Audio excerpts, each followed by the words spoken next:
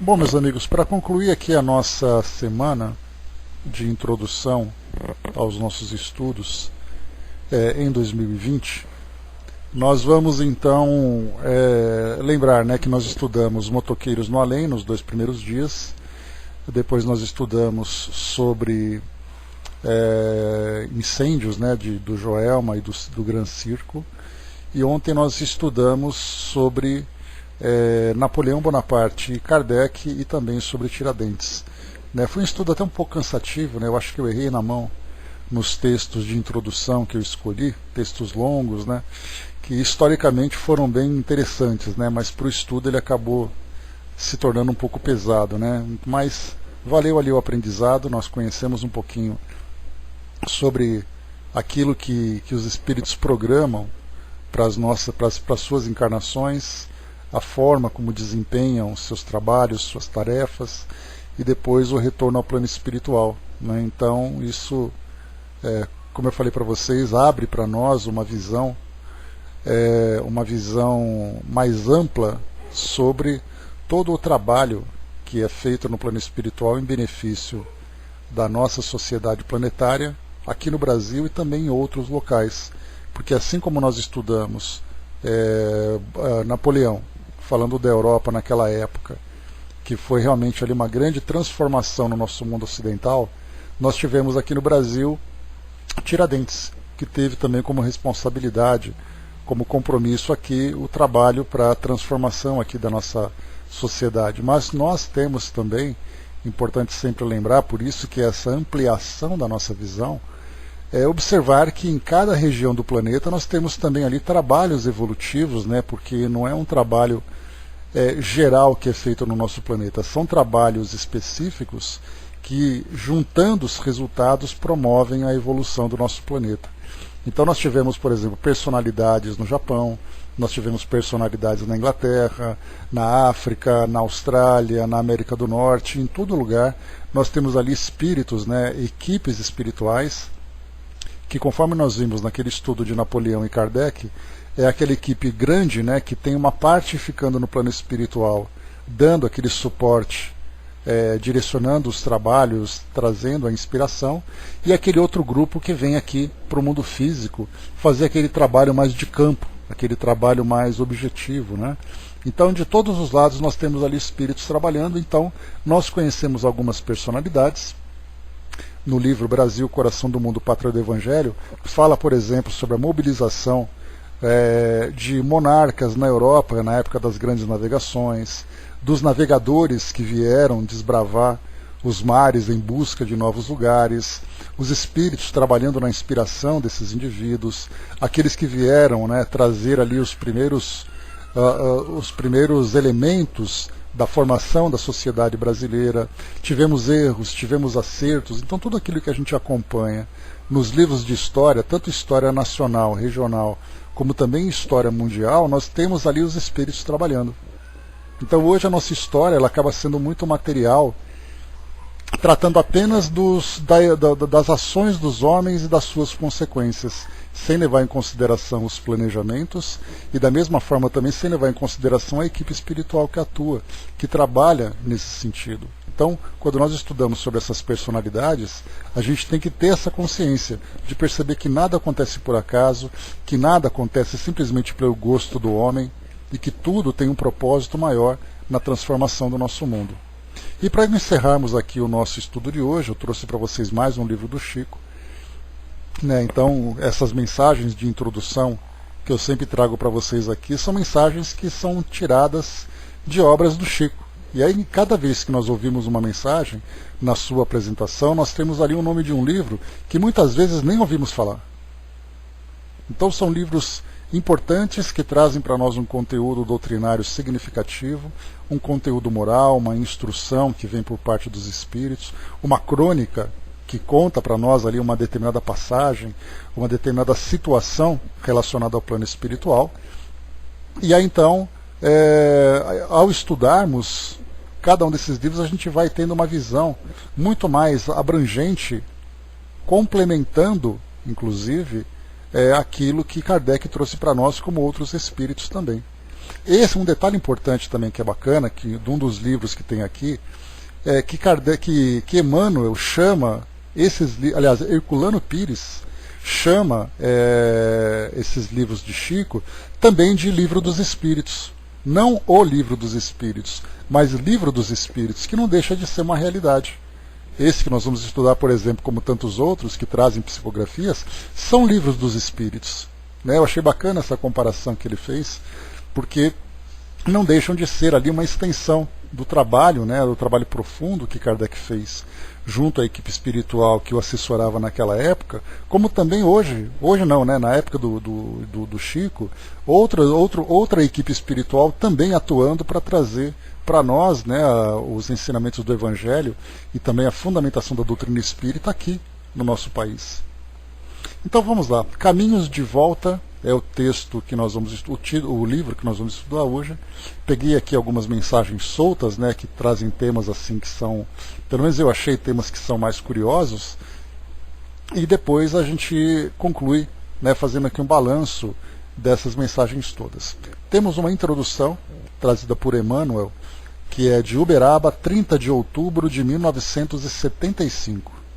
Diz assim para nós: os pioneiros dos descobrimentos de novas glebas do planeta sempre deixam sinais nos caminhos de volta, especialmente para os companheiros que lhes seguem as pegadas para o destino então atingido.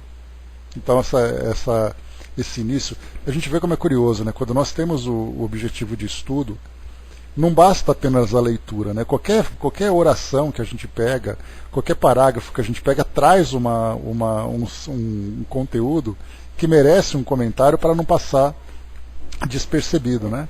Então aqui Emmanuel começa dizendo que aqui no nosso planeta, os desbravadores, os aventureiros, né, aqui os conquistadores, pelos caminhos que eles foram, eles sempre vão deixando marcas para que eles possam voltar. E da mesma forma, aqueles que estão seguindo vão também seguindo essas marcas. Então são os navegadores, os exploradores, né? Todos aqueles que de alguma forma desvendaram novas terras aqui no nosso planeta. Aí ele coloca assim: aqui uma inscrição, ali um tronco gravado, adiante um monumento de fé, mais além uma construção pequena e rústica. Este livro é uma coleção de marcos para a viagem humana ante os continentes diversos da espiritualidade. Constituído de páginas materializadas em forças da alma, somos daqueles que as oferecem aos leitores amigos, por modestos sinais nossos, os que já deslanchamos para a jornada de trabalho novo, rumo ao mais alto. Possam elas, com as nossas notícias, reconfortar e esclarecer corações com o aceno da fraternidade e com a luz da esperança, são os nossos votos, rogando a Jesus, o Mestre Excélsio, a todos nos inspire e nos abençoe. Então os espíritos aqui fazem a mesma coisa, né? Trazendo então para nós essas informações de espíritos que já fizeram suas jornadas, trazendo para nós experiências diversas, esclarecimentos diversos sobre as situações que nós enfrentamos hoje, aqui na nossa vida, algumas das situações naturalmente. Então, como por exemplo, né, no nosso cotidiano, nós andamos pela rua e vemos ali uma pessoa mendigando. E a gente fica perguntando, né, mas por que será que aquela pessoa vive assim? Ou então a gente passa ali em frente a um velório e temos ali pessoas, famílias chorando por causa de uma pessoa que desencarnou. Por que será que ela desencarnou? Aí nós vamos dirigindo, vemos ali uma guerra acontecendo nos telejornais. E então a gente vai encontrando diversas situações, desde aquelas de grandes proporções até situações menores, mas que despertam em nós uma curiosidade que uma visão meramente materialista não é capaz de esclarecer. Mas quando nós vemos então a visão do plano espiritual, nossa visão amplia.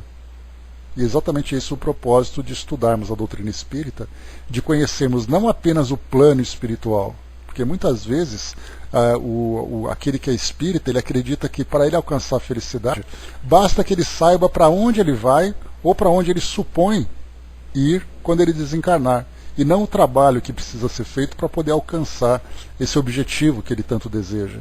Então nós fazemos esse estudo relacionando o mundo espiritual com o mundo físico, conhecendo esses mistérios, desvendando esses enigmas que dizem respeito à chegada e à partida de muitos espíritos aqui no mundo material. Então, essa mensagem então assinada por Emmanuel, fazendo aqui a introdução do nosso livro. Vários temas nós temos aqui, várias mensagens são apresentadas, né? Então eu escolhi aqui aquelas, como eu falei para vocês, que trazem ali um tema que pelo menos é curioso, né? Diz assim para nós. Então é sempre uma mensagem de introdução do Chico, quando ele conta a circunstância em que aquela mensagem surgiu, o que é muito bacana desses livros, né?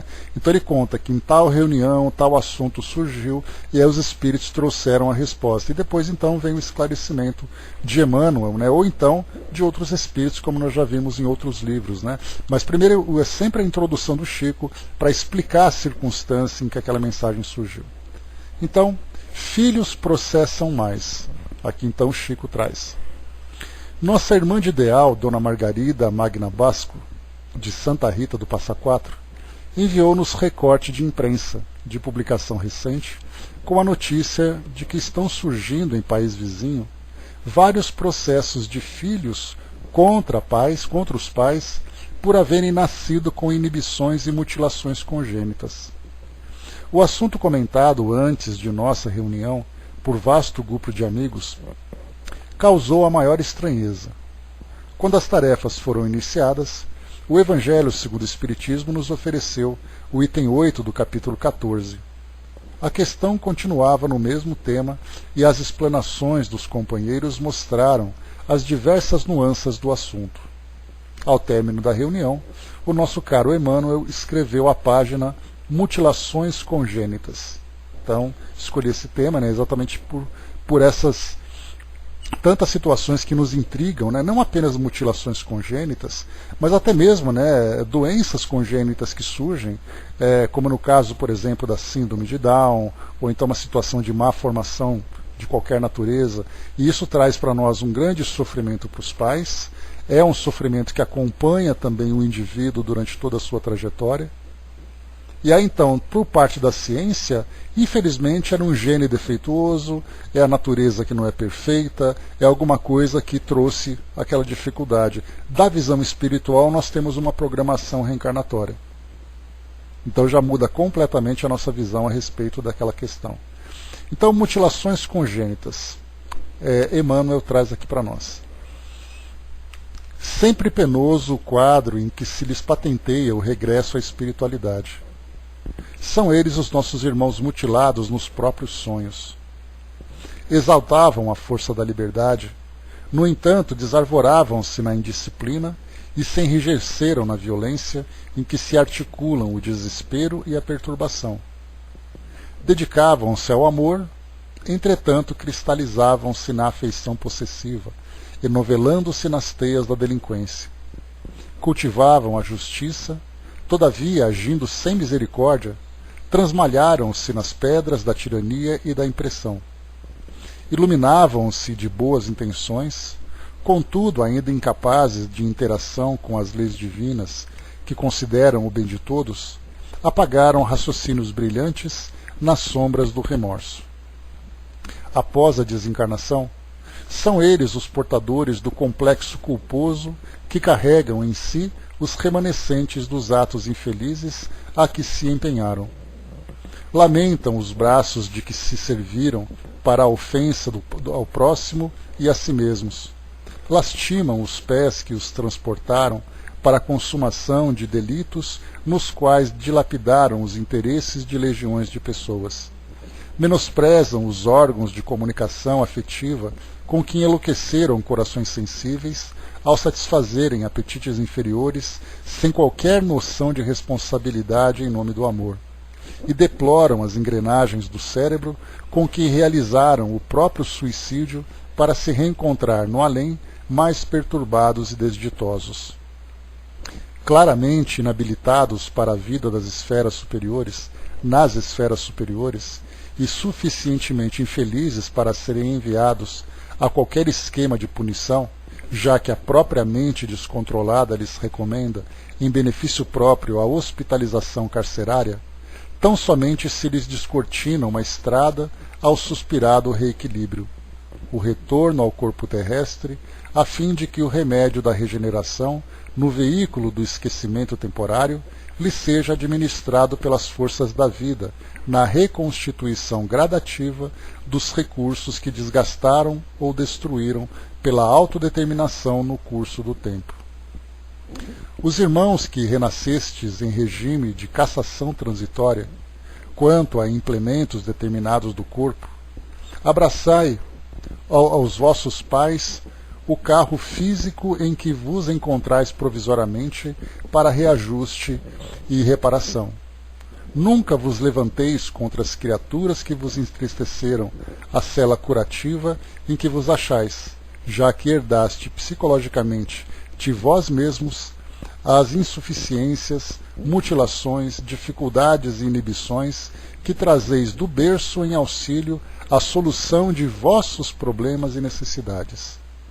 Tão importante se faz a tarefa dos nossos genitores, que nas leis divinas, doadas ao mundo pelo mandato de Moisés, recomendou o Senhor se inscrevesse um mandamento inesquecível, como sendo obrigação de todos os filhos da humanidade: honrai o vosso pai e a vossa mãe. Então vamos aqui então, trazer para nós analisar esse texto, Chaconete, bom dia. Então, houve aqui num país vizinho, não sei que notícia foi essa, se foi Argentina, Paraguai, Chile, qualquer região aqui da nossa, a notícia de que os filhos estavam processando os pais pelo fato de nascerem com alguma doença congênita.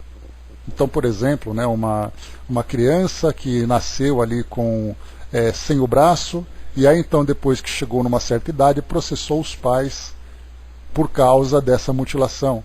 Aquele que nasceu com uma paralisia cerebral, um síndrome de Down, qualquer outra doença congênita ou mutilação, processaram os pais então.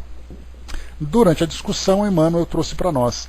E ele trouxe aquele caminho conhecido de todos nós, quando se fala sobre os complexos culposos, os complexos de culpa. De acordo com o modo como a pessoa viveu, ela voltou ao plano espiritual trazendo ali grandes complexos.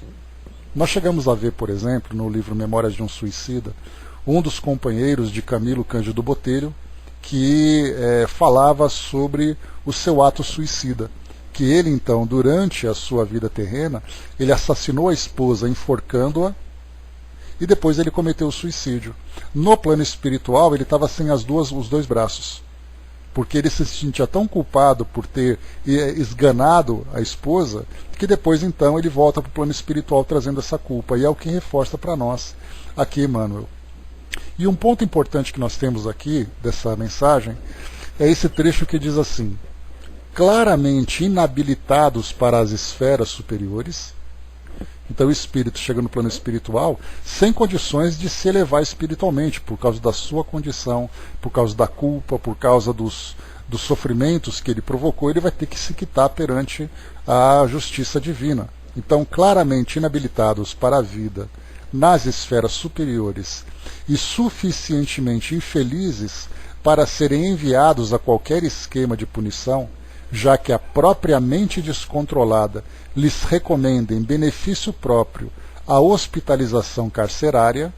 E quando se fala hospitalização carcerária, nós lembramos então que é o espírito internado, entre aspas, numa situação reencarnatória que vai mantê-lo dentro dessa ideia de uma prisão.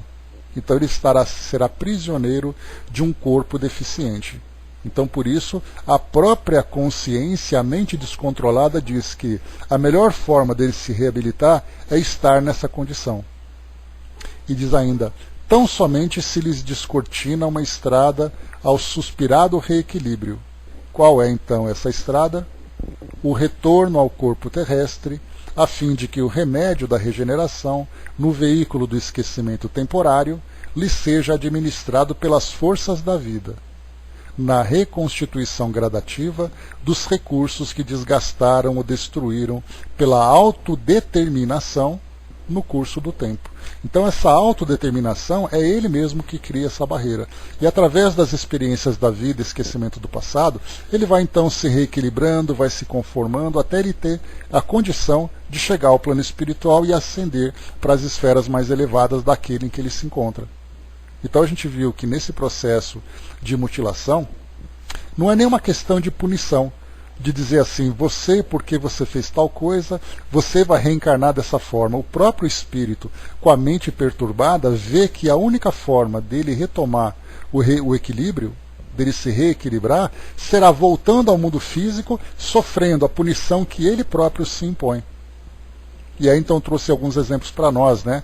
Os braços que serviram de ofensa, os pés que transportaram para a consumação de delitos, os órgãos de comunicação que enlouqueceram corações, deploram as engrenagens do cérebro com que realizaram o próprio suicídio.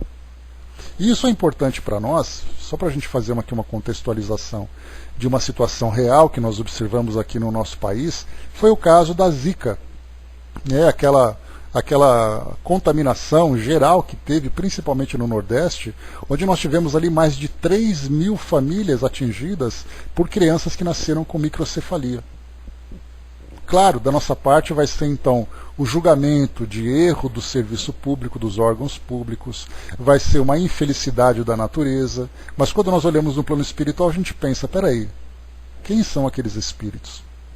Tendo a certeza e a convicção da atuação da lei de causa e efeito, nós não vemos ali simplesmente o acaso atribuindo um sofrimento ao espírito, atribuindo um sofrimento à família, como se isso fosse culpa simplesmente das circunstâncias aqui do nosso mundo. Quer dizer então que se aquele espírito não tivesse nascido no Nordeste, mas numa outra região onde não houve aquela contaminação, o espírito seria então, nasceria de um modo perfeito?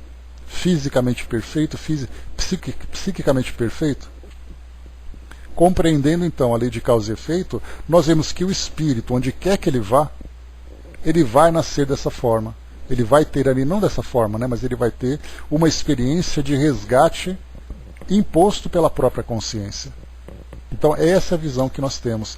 E é um detalhe curioso, né, que quando nós observamos, por exemplo, nos períodos olímpicos, né, bom dia, Chaconete, na época da Olimpíada, né? Então nós vemos os atletas perfeitos, conquistando ali os seus recordes, conquistando os seus títulos.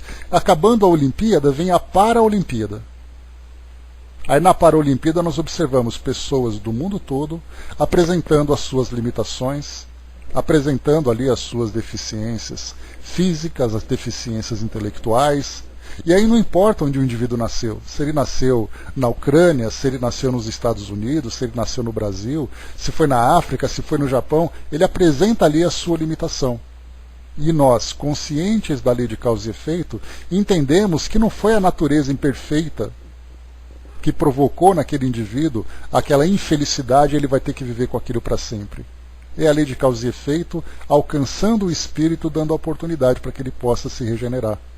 E a partir dessa regeneração moral, essa é a parte mais importante, ele retorna então ao plano espiritual, de acordo com a forma como ele viveu essa experiência, tendo a oportunidade de ascender espiritualmente então e seguir para as esferas mais elevadas. Bom dia, professor. Então essa é a parte interessante que eu achei dessa nossa mensagem, né? Então, mais uma vez, o título Filhos processam pais. Aqui está filhos processam mais, né? Mas está errado o título, agora dá para entender aqui. Filhos processam pais. E depois, Emmanuel, mutilações congênitas.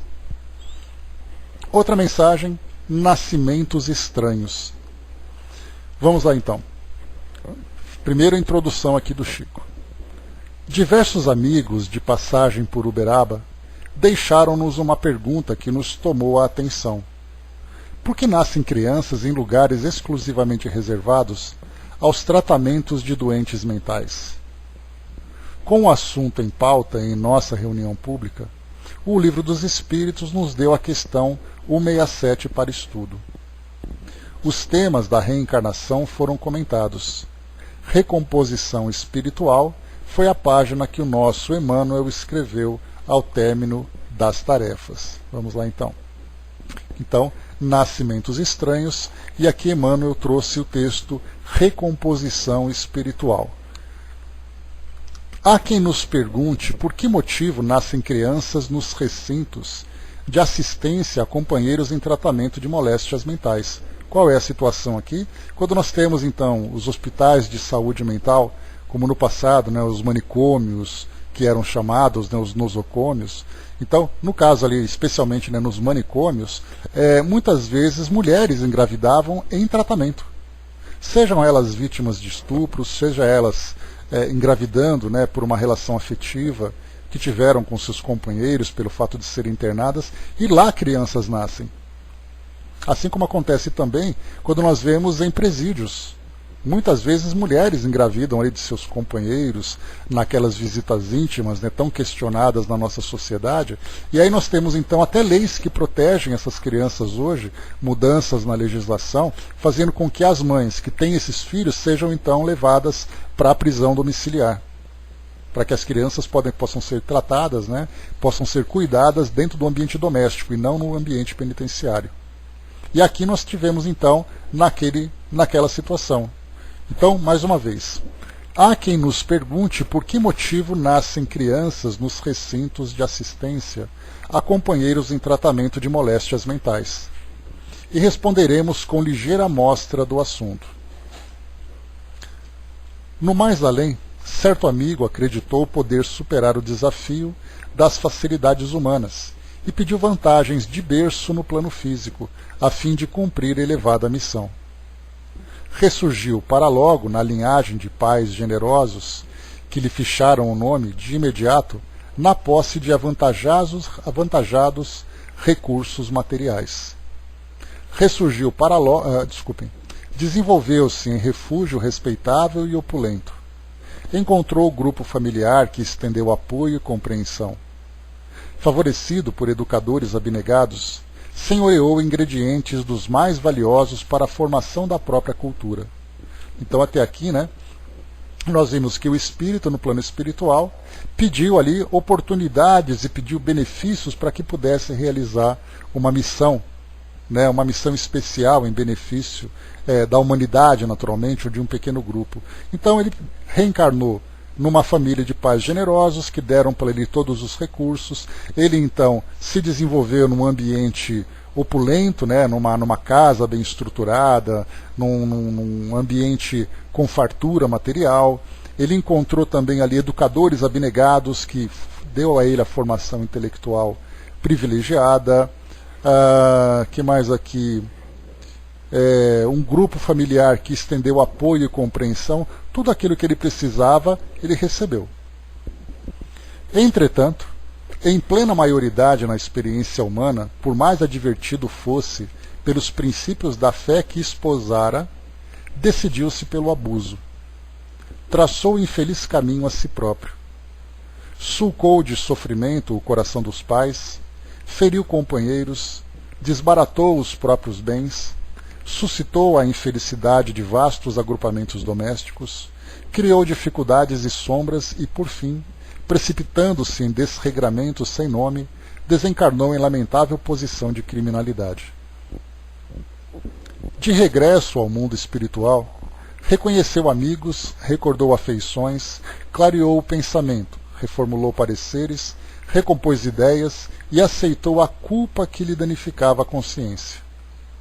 Por mais se lhe dispensasse consolação, mais lhe doía o arrependimento. Olha aqui mais uma vez o processo de culpa que nós vimos no caso anterior. Por mais se lhe prestassem favores, mais profundamente sentia o remorso que lhe arruinava todas as forças. E por isso, porque a apreciação de todos os fatos em si procedia dele próprio, no alto juízo a que todos nos submetemos, tão mais intensamente quanto maior o discernimento que venhamos a desfrutar. Então olha que expressão interessante. Alto juízo, ou seja, o alto julgamento. E quanto mais esclarecido o indivíduo é, mais ele reconhece o erro que ele praticou e maior é o seu alto julgamento. E continua. Decorrido algum tempo de revisão e reajuste, ei-lo com novo requerimento de que se supunha necessitado. Rogava agora às autoridades superiores difícil reencarnação em ambiente obscuro e indefinível, em que quaisquer vantagens maciças lhe fossem sonegadas. Foi assim que o vimos renascer, em espaço do plano físico totalmente consagrado ao tratamento de nossos irmãos alienados mentais, recanto esse do qual estamos a vê-lo emergindo pouco a pouco em seus recursos espirituais, de modo a facear em futuro próximo o grave trabalho de reconquista de que se sente sequioso, de maneira a reinstalar-se por dentro da própria alma no respeito a si mesmo. Como, pois, é fácil de entender, somos livres na escolha, mas nos resultados de nossas escolhas, quaisquer que sejam, de um modo ou de outro, com a nossa própria adesão voluntária à execução da lei, a lei se cumprirá. Então, aqui mais uma situação. E aí nós vemos então, porque, estendendo mais uma vez, esse espírito aqui então, optou por reencarnar no meio completamente obscuro, num ambiente completamente desfavorável a um desenvolvimento saudável de um indivíduo, com pais, por exemplo, que o ignoram, se não completamente, mas o ignoram de um modo significativo, pela doença mental, pelo desequilíbrio que apresentam. Ou seja, ele está por conta própria num ambiente que não apresenta nenhum favor a ele. Daí nós podemos estender para outras situações também, quando nós encontramos, por exemplo, órfãos. Quem são aqueles espíritos que reencarnam e hoje estão num orfanato aguardando adoção? Quem são aquelas crianças que ficam abandonadas nas ruas? Porque essas crianças reencarnaram sem o amparo que uma outra família, por exemplo, se nós procurarmos em nossas famílias, nós teremos ali, apesar das dificuldades, apesar dos atritos, pais, mães cuidando de seus filhos, oferecendo a oportunidade possível para que eles possam se desenvolver. Mas fora disso nós encontramos crianças que passam todo esse período de desenvolvimento, desde o início do nascimento até a adolescência, simplesmente abandonados, sem qualquer tipo de afeto, sem qualquer tipo de oportunidade. A visão da sociedade é: que pena, eles não tiveram sorte. Ao analisarmos da perspectiva espiritual, nós vemos que aquele motivo, aquela situação, tinha uma razão de ser, e trouxe para ele uma experiência difícil de resgate, que ele pode ou não ser bem sucedido.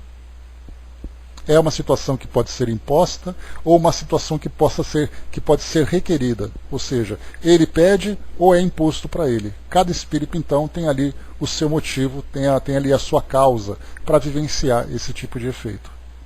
Então aqui mais uma experiência curiosa que eu achei que valeria a pena a gente analisar, para trazer para nós aqui essa nova visão sobre esses nascimentos estranhos, Como nós vimos aqui, nessa introdução do Chico, bom dia, dona Miriam,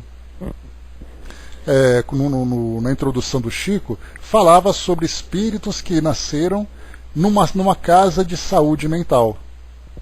Mas nós podemos pegar esses nascimentos estranhos, como eu coloquei para vocês, crianças que nascem em presídios, crianças que nascem, por exemplo, é muito comum, lamentavelmente muito comum, nós vemos nas grandes cidades, naqueles locais onde há uma grande concentração de pessoas que são dependentes químicas, como no caso aqui em São Paulo, nós temos a famosa, a triste Cracolândia, mulheres que engravidam nesses locais, se prostituindo, usando drogas, e aí então engravidam e crianças nascem.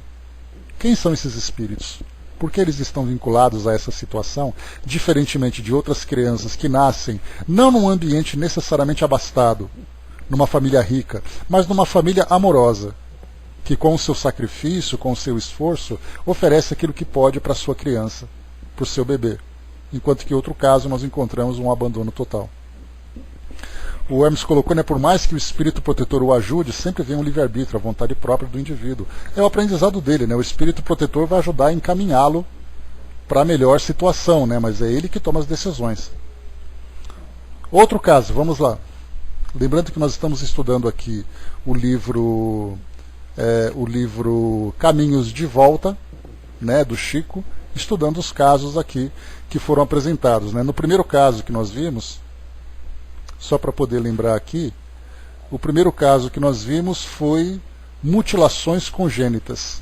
Os filhos processam os pais por terem nascido com mutilações congênitas. Esse segundo caso que nós vimos, nascimentos estranhos, recomposição espiritual. O terceiro caso, visita ao presídio. Vamos lá. Introdução do Chico. Comparecemos a uma reunião de fraternidade promovida por senhoras uberabenses em presídio da cidade com a finalidade de abraçar nossos companheiros ali internados.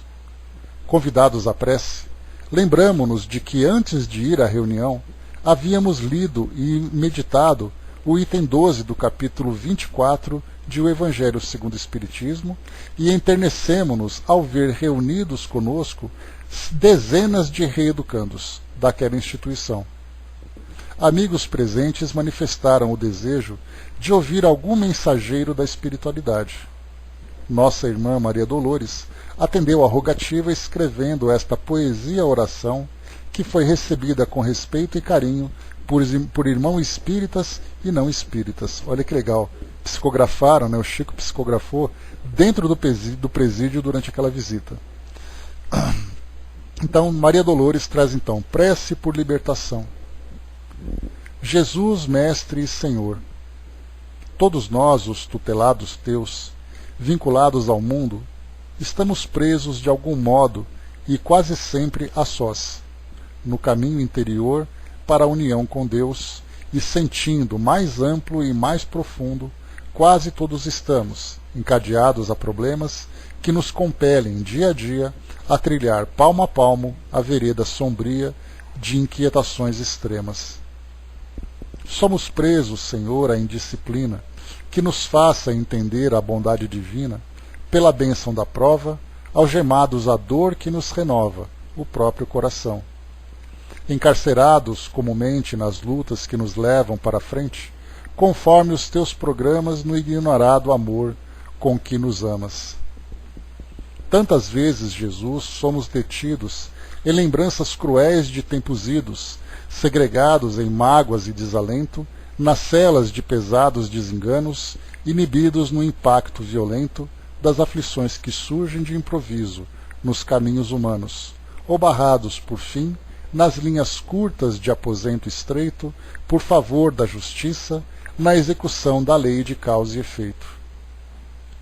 É por isso, Senhor, que nós, os prisioneiros de 1000 normas, aos sublimes grilhões que vibram no trabalho, com que em silêncio nos transformas, aqui estamos a rogar-te em prece, faze-nos mais irmãos, no cultivo do bem que ajuda e esquece, e auxilia-nos, Mestre, a compreender, mesmo quando a lição não nos agrade. Que apenas uma chave em nossa vida guarda poder libertador, a chave da humildade que nos deste, conduzida na prática do amor.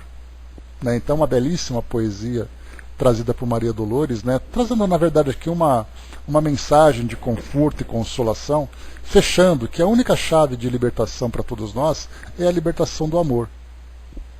Né? Beleza.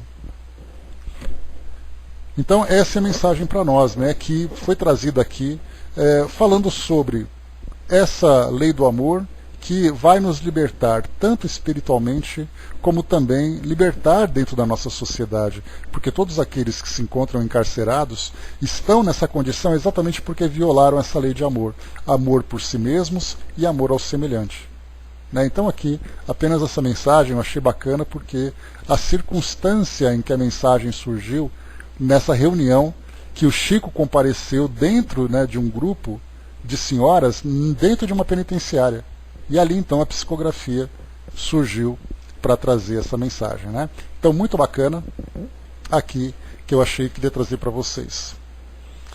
Próxima mensagem, vamos lá? Tá, pode mandar Dudu. Vamos em frente.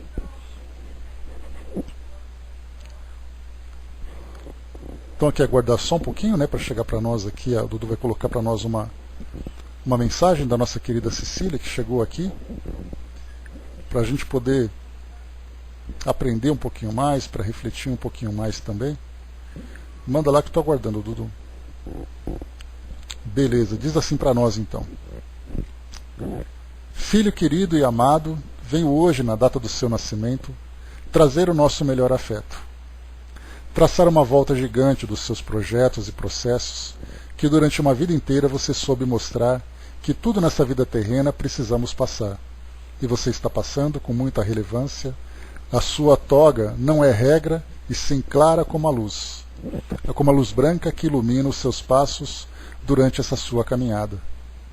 Nós daqui continuaremos sempre a realizar a manutenção do teu próspero e divino trabalho, que é levar aos nossos irmãos e a nós desse plano também, que através da sua competência mostra o verdadeiro valor do ensinamento e aprendizado da nossa doutrina dos Espíritos.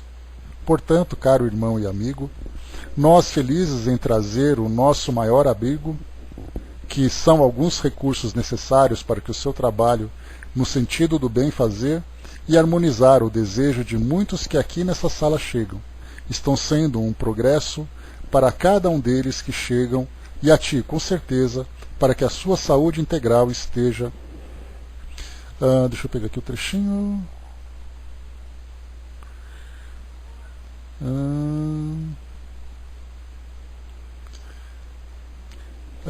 esteja comumente, né? Tá.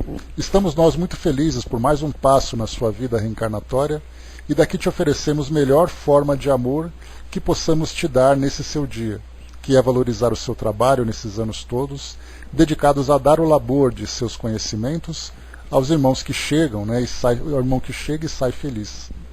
Que a luz do Pai Maior, de nossa Mãe querida Maria Santíssima, e de todos os mentores que ajudam e auxiliam no seu trabalho, te cubram de muita luz para continuarmos vivenciando esse buril carregado de conhecimentos. Na vigilância e na proteção de ti, agradecemos por mais um dia com você aqui. Sua amiga de sempre, Cecília, na graça de Deus. Mais uma vez, essa surpresa sempre deliciosa, trazida pela Cecília, sempre comovente, sensibilizando esse coração que cada dia fica um pouco mais velho, e mais frágil também, mas segurando firme aqui. Bom dia, Rô. Então, um beijo para a nossa querida Cecília, um beijo para todos os amigos espirituais que nos dão essa sustentação, e mais ainda a alegria de ter por perto esses irmãos que sempre nos auxiliam no trabalho que nós desenvolvemos, com tanta simplicidade, com tantas limitações, mas com tanto amor. Então aquilo que a gente tem de limitação, a gente recompõe com amor por aquilo que a gente faz. Então quanto mais a gente trabalha, mais dá vontade de trabalhar. E como eu sempre falo para vocês, esse recesso que a gente tira de fim de ano não é um recesso prazeroso, é um recesso angustiante, porque não vê a hora de voltar para fazer aquilo que a gente sempre gosta. Então, um beijo, Cecília, obrigado pelo carinho, obrigado sempre pela presença aqui junto a nós. E vamos lá, trabalhando sempre, que é mais importante. Então, e mais ainda, mais gostoso ainda é poder compartilhar tudo isso com vocês, que fazem e sustentam esse nosso trabalho, Pois é, Rô, muito tempo, Beijão, querida. Então vamos lá, meus queridos. A festa tá boa, mas o trabalho chama, Então vamos lá, trabalhando. Nosso próximo item, reencarnações estranhas. Mais um dos casos, que o Chico apresenta para nós. Comentávamos em grupo de amigos com muito interesse os casos de crianças recém-nascidas que trazem no próprio corpo os restos de feto frustrados ou supostamente frustrados, especialmente determinados casos que a imprensa, vez ou outra, veicula. Um amigo registrou a pergunta que deveríamos endereçar aos amigos espirituais.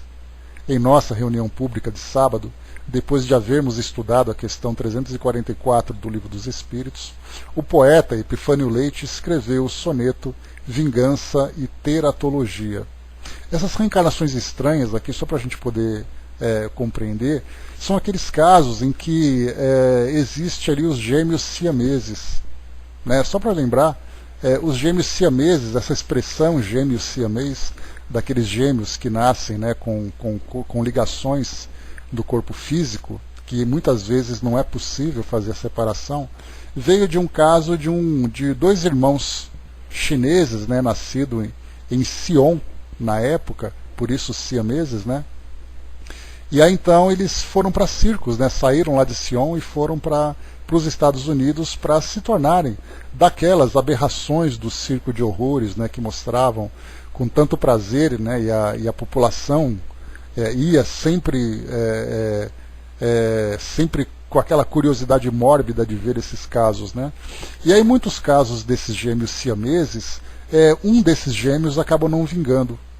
Então são crianças, por exemplo, né, teve um caso na Índia recente de uma criança que nasceu com 3 pernas. E aí então, fazendo os exames, né, eles afirmaram que seriam gêmeos siameses, mas um dos corpos não vingaram. Então era outro que nasce com um pedaço de uma cabeça nas costas, né, que esse feto nesse caso não se desenvolveu. São essas reencarnações estranhas a que se refere aqui o Chico. E aí então temos aqui, né, vingança e teratologia, né? Deixa eu pegar aqui teratologia, que eu ia fazer essa pesquisa, acabei me esquecendo. Teratologia é o ramo da ciência médica preocupado com o estudo da contribuição ambiental ao desenvolvimento pré-natal alterado, ou seja, estuda as causas de mecanismos de padrões do desenvolvimento anormal. Aqui no outro dicionário, especialidade médica que se dedica ao estudo das anomalias e malformações ligadas a uma perturbação do desenvolvimento embrionário ou fetal. E também tem aqui embaixo, né, conjunto dos monstros ou monstruosidade.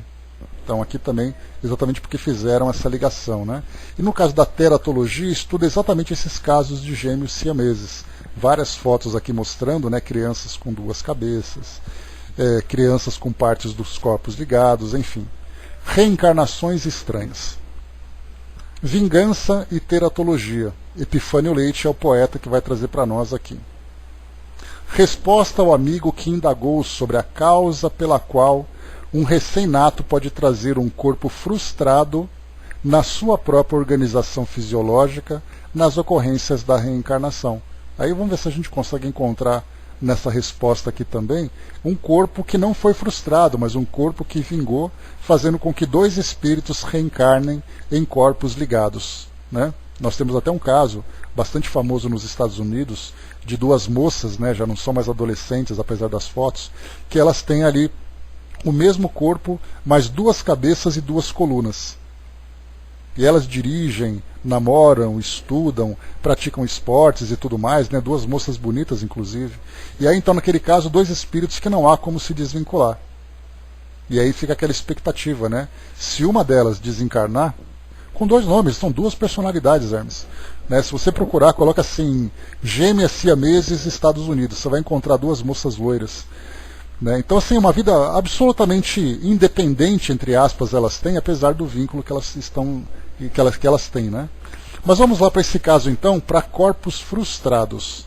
Observemos o título: Vingança e Teratologia, ou seja, a vingança que gera esse tipo de gestação, de desenvolvimento fetal. Olha o poema, então, de Epifânio Leite. Ei-lo desencarnado e a sombra a que se entrega. Triste irmão vingador, pragueja, grita, ausculta. Lembra a mão que o prostrara e a mágoa que se avulta. Vítima embora, esvai-se em paixão bruta e cega. Tenta extinguir em vão a imagem que carrega, a face do rival, face-lhe chaga oculta, ao medalhão mental que o enlouquece e insulta. Anseia retornar ao mundo a que se apega. Implora a nova mãe de cujo amor renasça, torna o claustro materno entre a ira e a ameaça, dorme atando à memória os quadros do antigo ódio, ou do ódio antigo, né?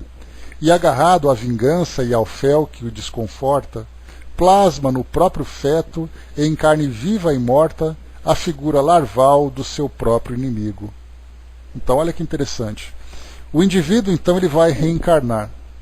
Ele teve no passado uma situação em que gerou um ódio profundo por alguém numa determinada circunstância, numa determinada época.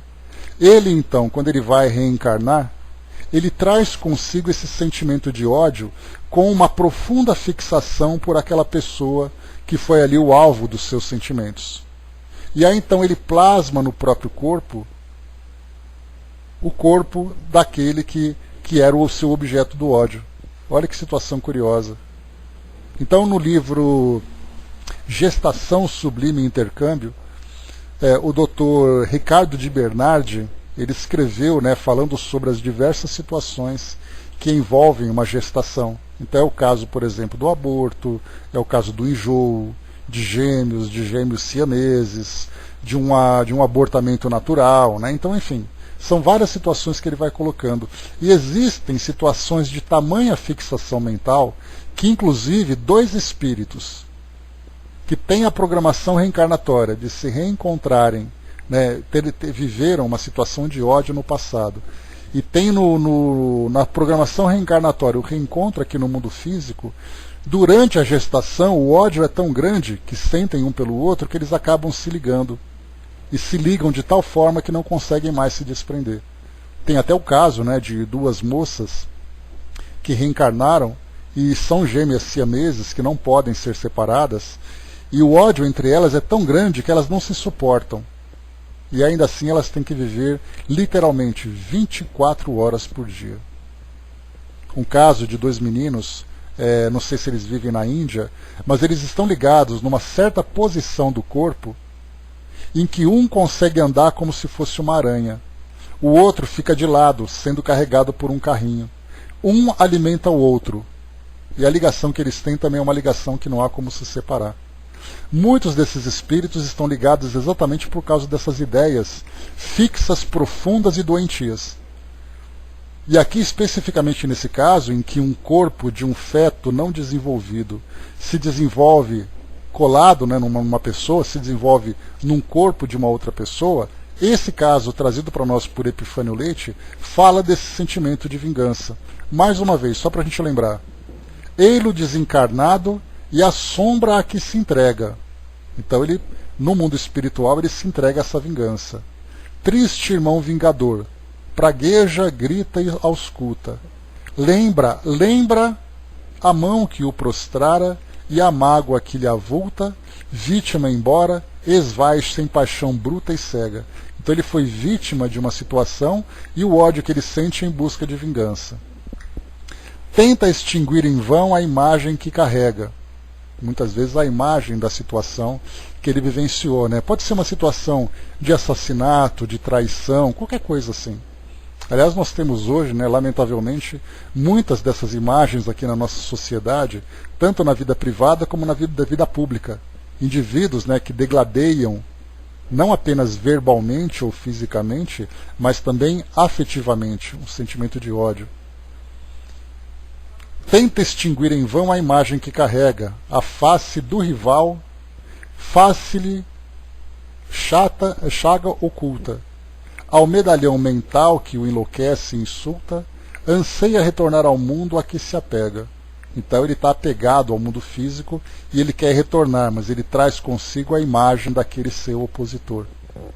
Implora a nova mãe de cujo amor renasça, toma o claustro materno entre a ira e a ameaça, dorme atando à memória os quadros do ódio antigo.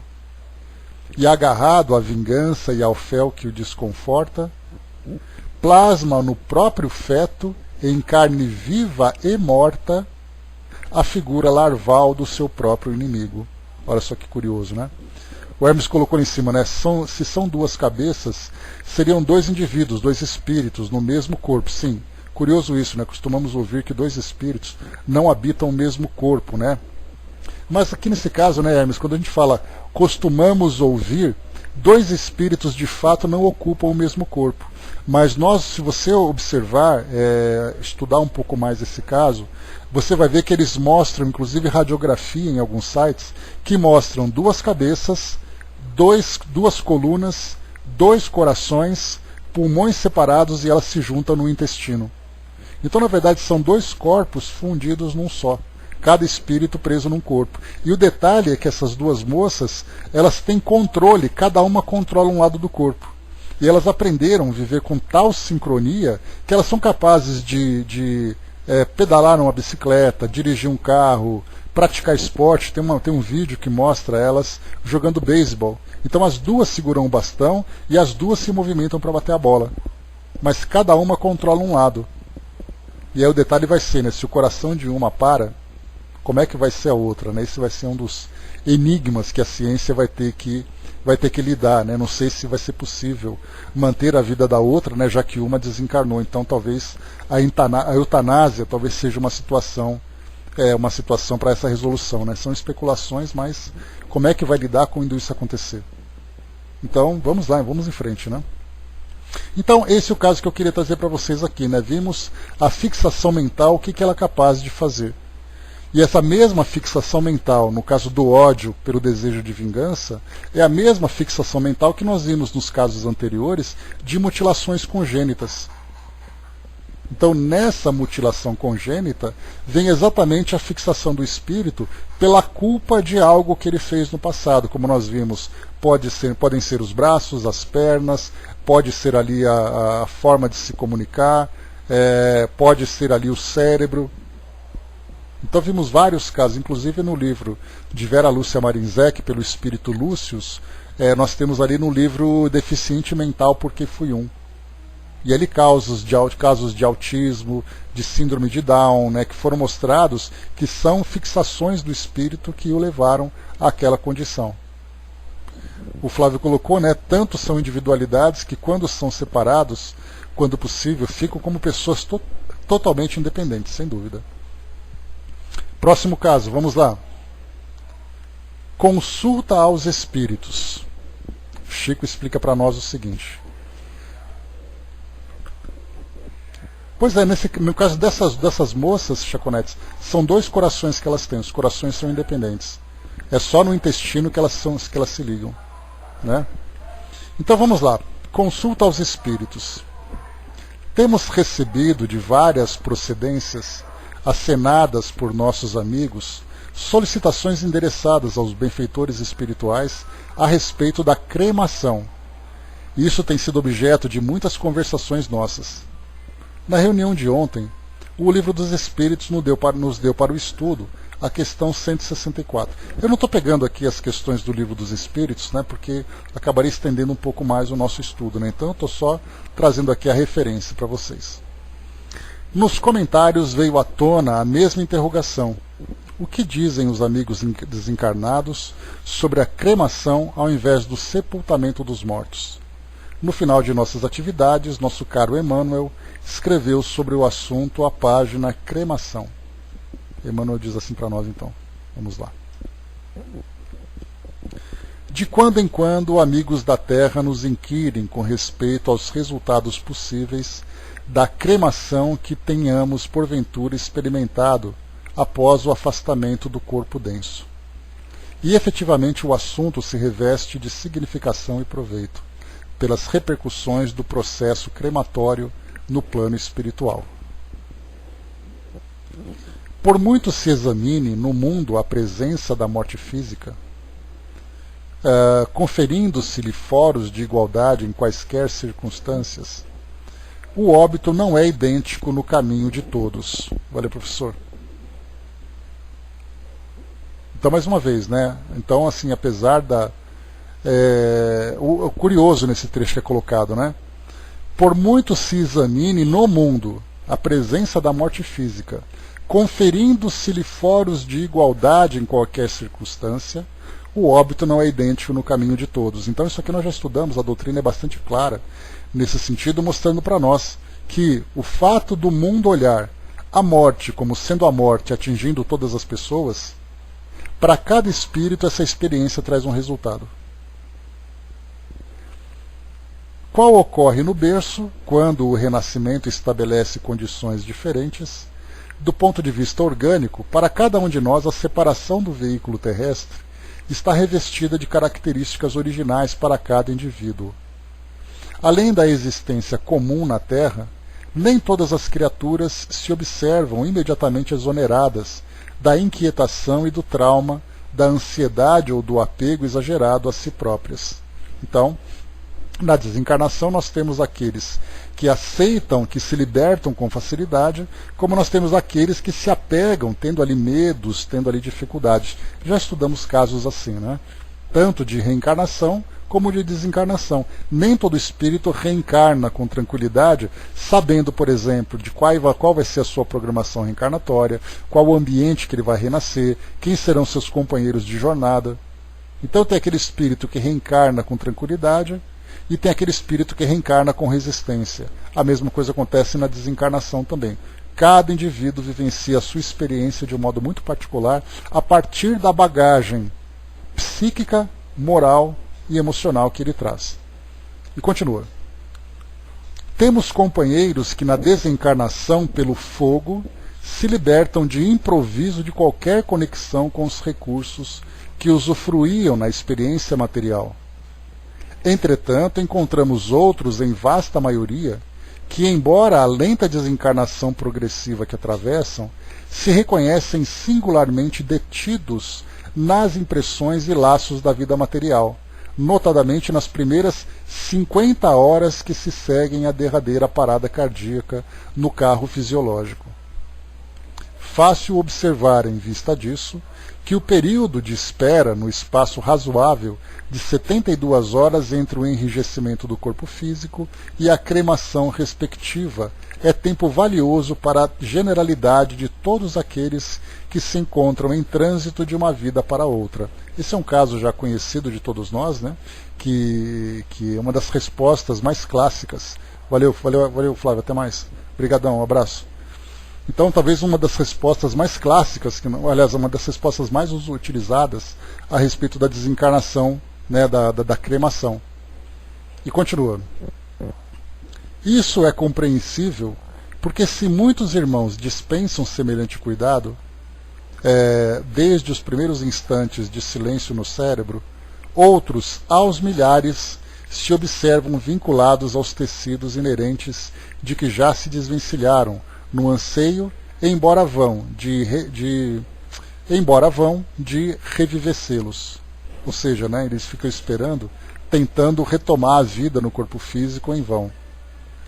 À face do exposto, nós, os amigos desencarnados, nada poderíamos aventar fundamentalmente contra a cremação.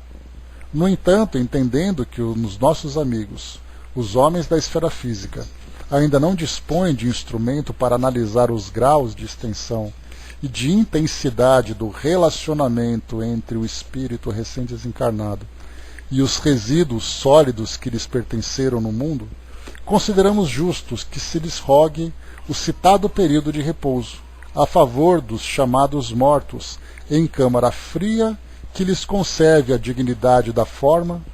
Depois disso, o sepultamento ou a cremação nada mais representam para a alma que a desagregação mais lenta ou mais rápida das estruturas entretecidas em agentes físicos, das quais se libertou.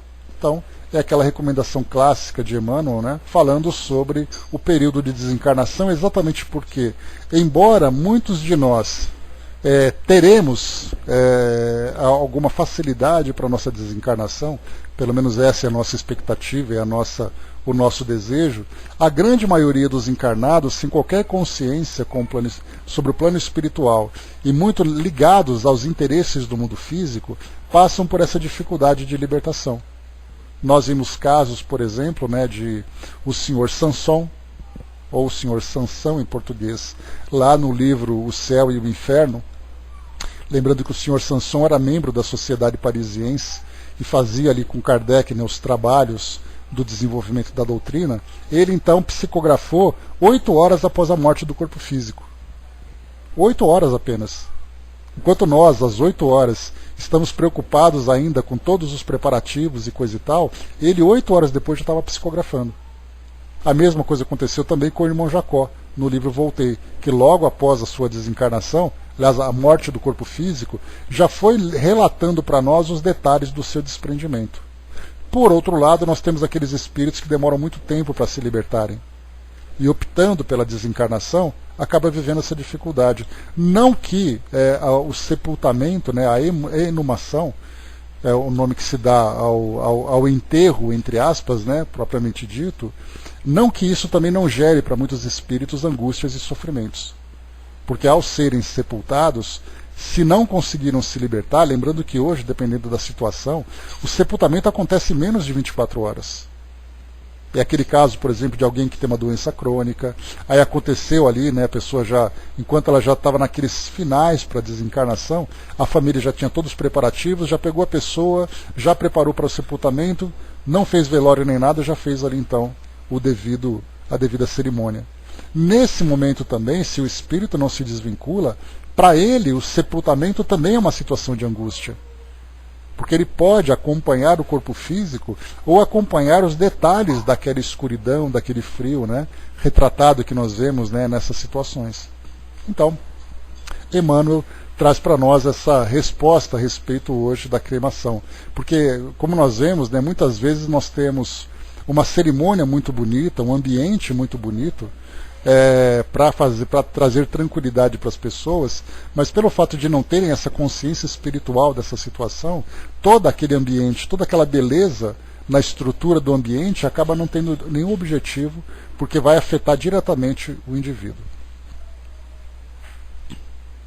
Próximo caso para nós, problemas inquietantes, o nosso último caso de hoje. Problemas inquietantes, vamos lá. Antes de nossa reunião habitual, vários companheiros de ideal espírita, notadamente pais e mães, debatiam assuntos alusivos às inquietações sexuais da atualidade. Falavam da necessidade de chegarmos, todos nós, a uma posição de equilíbrio no qual o problema em causa não seja portador de perturbações. Depois da prece habitual para o início das tarefas, o Livro dos Espíritos nos ofereceu a exame a questão número 200, relativa ao assunto. Após a explanação de amigos participantes, o nosso caro Emmanuel nos deu a página Diálogo e Sexo. Vamos lá. Justo prosseguirmos colaborando nos empreendimentos que visem a preservar... Beijo, Dirma, até mais. Justo prosseguirmos colaborando nos empreendimentos que visem a preservar o equilíbrio no relacionamento sexual. Liberdade sem compromisso impere a desregramento e desregramento gera destruição. Entretanto, é preciso acreditar no poder da compreensão e da tolerância, a fim de que venhamos auxiliar aos nossos companheiros de caminhada evolutiva através do diálogo fraterno capaz de banir a condenação dos nossos processos de vivência. Muito fácil observar negativamente o comportamento alheio, quando esse comportamento deixa a desejar. Antes, porém, de estabelecer a censura ao redor de alguém, determina a justiça indaguemos de nós próprios, o que teremos feito a fim de amparar esse alguém para que não caísse e se transviasse. Diante de pessoas queridas que te surjam trazendo problemas afetivos, arma-te de paciência e de entendimento, de modo a socorrê-las sem azedume ou reprovação. Importa considerar que os erros dos outros poderiam ser nossos, reconhecendo-se que ainda não possuímos natureza de ordem superior, que provavelmente amanhã seremos defrontados pelas situações difíceis em que amigos nossos se emaranharam, que ignoramos de todo se nos alcançarão em breve as afeições de existências pretéritas, a fim de nos examinarem a capacidade de amar em nível superior. E desconhecemos se pessoas amadas de futuro estarão envolvidas em questões sentimentais, dependendo ainda de nosso concurso para se garantirem na precisa sustentação.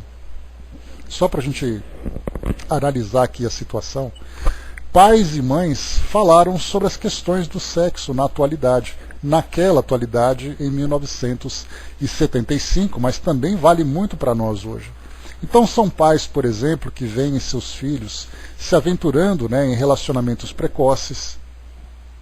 São situações de doenças, situações de lesões afetivas, situações de gravidezes precoces. Como os pais devem reagir nessa situação? E aí então que nós vimos o que Emmanuel coloca para nós. Importa considerar que os erros dos outros poderiam ser nossos. E mais ainda, diante de pessoas queridas que te surjam trazendo problemas afetivos, arma-te de paciência e de entendimento, de modo a socorrê-las sem azedume ou reprovação. É o caso que nós encontramos hoje também das relações homoafetivas, em que pais expulsam os filhos, pais agridem seus filhos nessa questão da sexualidade e do comportamento sexual.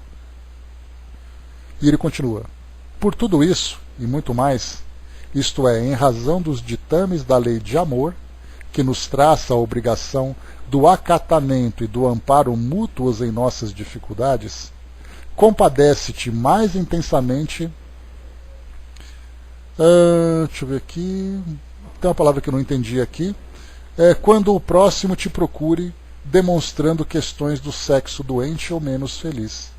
E convence-te de que, por enquanto, não será unicamente enviando os seres queridos a instruções fora de teu ambiente particular que lhe solucionará os problemas. Ou seja, manda para o psicólogo que isso resolve, se dentro do lar ele tem a reprovação. Ante as inquietações afetivas naqueles que te compõem a equipe familiar, enternece-te e auxilia-os, pela convenção compreensiva e fraternal de quem se coloca no lugar deles, de modo a apreender-lhes as provações e os sofrimentos. Então, eu acho que essa é dos parágrafos mais importantes que nós podemos aqui utilizar nessa parte de compreensão a respeito das situações envolvendo filhos, envolvendo irmãos e tudo mais, que fala exatamente sobre isso, que enternece-te e auxilia. Porque a grande preocupação é se aquela pessoa da minha família, se ela me agrada ou se não me agrada segundo os meus padrões. Mas nós não pensamos, por exemplo, que aquele espírito muitas vezes erra sem o desejo de errar. É uma fraqueza moral, uma fraqueza de caráter, uma tendência muito difícil às vezes de controlar, que aquele indivíduo vive e sofre também. Então, como se não bastasse por si só as provações e os sofrimentos, ainda vem a reprovação e as acusações da família. E aí lembrando sempre que as famílias são constituídas por espíritos que trazem afinidades do passado, essa reprovação certamente, essa agressão de toda a ordem, agressão física, agressão moral, agressão psíquica, muitas vezes essa agressão acaba não só agravando a condição, aliás, acaba não só não resolvendo as pendências anteriores, como agravando a situação. E continua aqui Emmanuel: sem apoiar o desequilíbrio, mas sem fugir ao apreço que nos devemos uns aos outros, saibamos raciocinar com todos eles, mostrando-lhes o impositivo da disciplina a que todos somos obrigados no espaço e no tempo, se quisermos ser realmente felizes. Essa inclusive, é uma situação que nós já encontramos no nosso trabalho de atendimento fraterno, em que famílias nos escrevem perguntando de que forma que elas devem se comportar à luz da doutrina espírita diante de filhos que fazem opção pela relação homoafetiva. Como lidar com tudo isso? E essa resposta vem exatamente ao encontro dessa dúvida, sem apoiar o desequilíbrio, mas sem fugir ao apreço que nos devemos uns aos outros, saibamos raciocinar com eles, mostrando-lhes o impositivo da disciplina que todos somos obrigados no espaço e no tempo. Ou seja, se você deseja realmente vivenciar aquela experiência, inclusive foi o que eu trouxe para vocês se lembram daquela mensagem que eu enviei lá para o Centro Espírita Leon Denis a respeito da homossexualidade. Que se é uma experiência realmente difícil para o espírito numa sociedade que traz ali tantas rejeições e tudo mais, o espírito que opta pela homoafetividade, ele é um espírito que falha na sua prova, na sua aprovação? A resposta foi que nós não temos condições de sondar a experiência passada de cada um. Mas seja qual for a opção que a pessoa faça, que ela viva com dignidade. Porque a homoafetividade ela traz uma confusão com homossexualidade. E homossexualidade, durante muito tempo, esteve vinculado à prostituição. Então aquele que era o homossexual era aquele que era o pervertido, por isso ele era combatido. Então, nesse caso agora, com esse pensamento mais transformado, a ideia é, não importa se você vive uma relação homoafetiva ou heteroafetiva, que você viva com dignidade, com respeito a si próprio e respeito ao outro. É exatamente o que Emmanuel traz para nós aqui. quando ele coloca, mais uma vez, saibamos raciocinar com todos eles, mostrando-lhes o impositivo da disciplina, a que todos somos obrigados no espaço e no tempo. Inclusive, nesse dia veio uma mensagem sobre o assunto, exato, Dudu, para reforçar ainda mais o dia que nós estudamos. E continua Emmanuel. Se quisermos realmente ser felizes. Deixa eu ver aqui. Destaquemos a dignidade do trabalho por base do respeito que nos cabe tributar à própria consciência. Mostremos que a independência só existe pelo dever nobremente cumprido. Lembra? Disciplina é liberdade? Que eu sempre trago para vocês naquele verso da música da Legião Urbana. Então, a independência só existe pelo dever nobremente cumprido. E exaltemos a lealdade por fator indispensável da paz e da alegria, ante os princípios da causa e efeito que a todo instante nos restituem aquilo que damos de nós no campo do destino. E usando o diálogo amigo e edificante por terapêutica, de que todos somos necessitados, compreendamos que os desajustes do sentimento, acima de tudo, unicamente desaparecem de todo quando tratados pelos recursos do coração. Então, um texto de 75, mas absolutamente atual, que Emmanuel apresenta para nós a respeito das questões da sexualidade, né? Com o título aqui para nós, Diálogo e Sexo. Então, o sexo dos jovens, o sexo do adulto, então qualquer tipo de reprovação e acusação e agressão vai sempre agravar a situação. Então, o importante é sempre trazer de volta a consciência daquela pessoa do nosso afeto, seja ela quem for, para a disciplina, para o equilíbrio. Não para a castração como nós vemos hoje. E a castração é sempre uma agressão. Então muitas vezes nós vemos pais que dizem assim, eu prefiro ver meu filho morto a viver esse tipo de relação. E aí então, quer dizer, quando esse filho então morre, esse pai certamente vai se lembrar do compromisso que foi assumido. Então, acima de tudo, em qualquer circunstância, disciplina. E essa disciplina será sempre libertadora. Meus amigos, encerrando por aqui o nosso estudo de hoje, mais uma vez eu trouxe para vocês aqui o texto do livro Caminhos de Volta. Eu achei muito legal assim os textos, né? E olha que nós temos aqui vários outros ainda para poder estudar. Nós poderíamos ficar aqui mais umas 3 ou 4 semanas, né, só estudando os casos que tem aqui, de tão interessantes que eles são, porque é aquilo que eu falei para vocês, né? Se nós não conhecermos, né, os livros que o Chico traz, nós perderemos a oportunidade de estudar várias situações que são muito concretas para nós. Né? Porque, por exemplo, quando nós pegamos o Livro dos Espíritos, ele traz de uma forma bastante teórica, de uma forma bastante abstrata. E nós temos que buscar exemplos no nosso dia a dia para tentar encaixar naquela situação, que é o esforço que nós procuramos fazer aqui durante os nossos trabalhos.